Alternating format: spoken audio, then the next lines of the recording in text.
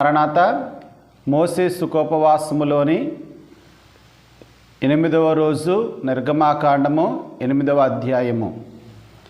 దేవుని సేవలో ఉండవలసిన ఇశ్రాయేలీలను తన సేవ కొరకు ఫరో ఉపయోగించుకుంటున్నాడు. అలాగే దేవుని బిడ్డలు అనేవారు అనుదినము ఆయనను సేవించాలి. ఏ రోజైతే ఆయనను సేవించుటలేదో ఆ రోజు దేవునికి బాకీ ఉన్నట్టే. ఉదాహరణకు ఉదయం పూట కుటుంబ ప్రార్థనకు వచ్చామంటే సాయంకాలం శరీర బలహీనతను బట్టి సన్నిధికి రాము. కారణం శరీరం మాట వింటున్నాము. శరీరం మాట విన్నామంటే వెంటనే సాతాను వలలోనికి చేరినట్లే. మందస్థితి కలిగించేవాడు సాతాను.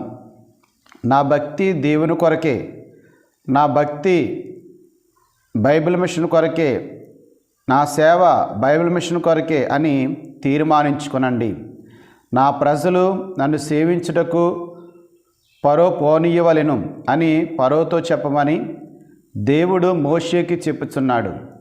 ఫరో వారిని పోనీయకపోతే ఈ మాట చాలా తీవ్రమైన హెచ్చరిక. అలాగే క్రీస్తు ప్రభు కూడా మనకు హెచ్చరిక చేస్తున్నారు. నీవు నా సేవ చేయకపోతే గనుక ఎవరో ఏ పని పరిచర్య చేయాలో ఆ పరిచర్య చేయండి. నీకిచ్చిన తలాంతులను కప్పి ఉంచవద్దు. ఇశ్రాయేలీలను పోనీయకపోవటం వలన 3 శిక్షలు కలిగాయి. 1, కప్పలను పంపించినాడు. నిర్గమాకాండ 8వ అధ్యాయం 3వ వచనం. ఐగుప్తు దేశమంతా పాడైపోవచ్చున్నారు, కానీ దేవుని సేవించే ఇశ్రాయేలీలను దేవుడు పాడు చేయలేదు. అలాగే ఐగుప్తులపై శిక్షలు కలుగుచున్నను ఇశ్రాయేలు నివసించున్న ప్రాంతమును మాత్రము క్షేమంగా ఉంచాడు. నేను హెబ్రీల దేవుడనని నిరూపించుకుంటున్నారు. నేను గొప్ప దేవుడనని నిరూపించుకుంటున్నారు. హెబ్రీలు అనేవారు తక్కువ స్థాయికి చెందినవారు, ఐగుప్తీయులు ఎక్కువ స్థాయి గలవారు.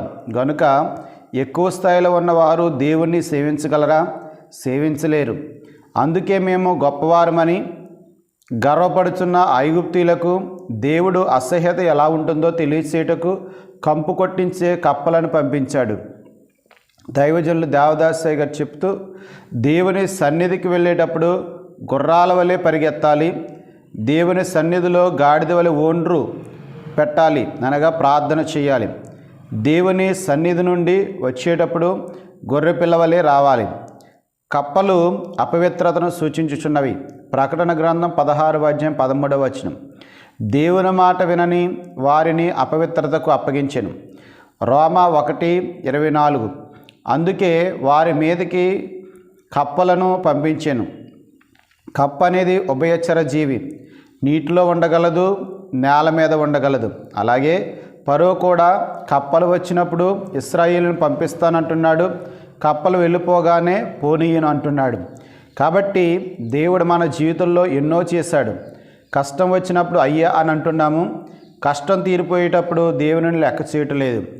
దేవునిని గుర్తిరగపోవటం బట్టి దేవునికి ఎంత అవమానము. శకునగాండ్రు కూడా తమ శక్తిని బట్టి కప్పలను రాజేసిరు, కానీ తిరిగి పోనిచ్చే శక్తి వారికి లేదు. అందుకే ఫరో మోషేను పిలిపించి మమ్మను రక్షించమని దేవుని వేడుక అంటున్నాడు. మోషే చేసిన మొర్రను బట్టి కప్పలు ఎక్కువ కాకుండా చేసినది. ఫరో విషయంలో మోషే దేవునికి మొర్రపెట్టినట్లు మన నిమిత్తమై క్రీస్తు ప్రభువు తండ్రికి చేసిన విజ్ఞాపన లాంటిదై ఉన్నది. ఈ విజ్ఞాపన ఆనాడు సిలువ యొద్ద నున్నవారిని రక్షించినది, నేటి కాలంలో మనల్ని రక్షించుచున్నది. మన నిమిత్తమై పరిశుద్ధాత్మ తండ్రి మూలుగుచున్నారు. 2వది, పేలు పంపించాడు. 8వ అధ్యాయం 17వ వచనం. ఈ పేలును మంత్రగానులు తెప్పించలేకపోయారు, కనుకనే ఇది నిజముగా దేవుని శక్తి అంటున్నారు. ఆ పేలు దురద తెప్పిస్తున్నాయి. అలాగే మనకు అనేక దురదలున్నాయి. పొగ తాగేవారికి తాగేదాకా దురద ఆగదు. తిట్టేవారికి తిట్టులు తిట్టే ముగించే వరకు ఆ దురద ఆగదు. ఈ దురదలో నైజము పోవాలంటే అంతరంగ సంస్కారం అందుకోవాలి. 3, ఈగలు పంపించాడు. 8వ అధ్యాయం 24వ వచనం. ఈగ స్వీటి మీద, పెంటల మీద, మన మీద, మనకున్న పుండి మీద వాళ్తుంది. అలాగే ఐగుప్తులోనున్న ప్రతి వాటి మీద ఈగలున్నాయి. ఈగలు ఎంత కష్టపెట్టినావో మనం కూడా చేయుచున్న క్రియలను బట్టి ప్రభువును కష్టపెట్టుచున్నామేమో ఆలోచించారా? కంపు కొట్టించే కప్పలు, దురద పుట్టించే పేలు, విసుగు పుట్టించే ఈగలు దేవుడు వారి దేశం మీదకి వారి మీదకే పంపించాడు. ఈ మాటలు ప్రభు మనునికిలో ఫలింపచేయునుగాక. ఆమేన్. అందరికీ మరణాత.